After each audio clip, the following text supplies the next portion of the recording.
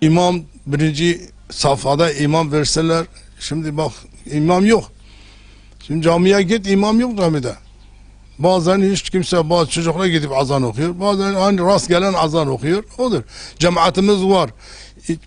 Köyün camisi şey yapmışık, betonlamadır. Çok camimiz çok muazzam yapılmış. Ondan sonra cemaatimiz de var. İmam için cemaatimiz de var. Yani 5 vakit imam olsa 5 vakit camide namaz kılınıyor. Cemaat oluyor. İmamımız yok. Bu çocuklar hepsi Kur'an kursuna gidiyor. İmam yok, bir kişi yok. Bu çocukları okutsun. Köy camimiz şu anda Dicle'de bu cami yok. Camimiz mutlaka biz cami yapmışız. Ama işte imamımız yok. Bak 2 aydır imam gitmiş. İmam gelmedi. Köyümüz imamı için istiyoruz. Sayın Başbakan 3 çocuk diyor. Bizim köyde en az 5'tir, en az. 7-10 kadar vardır.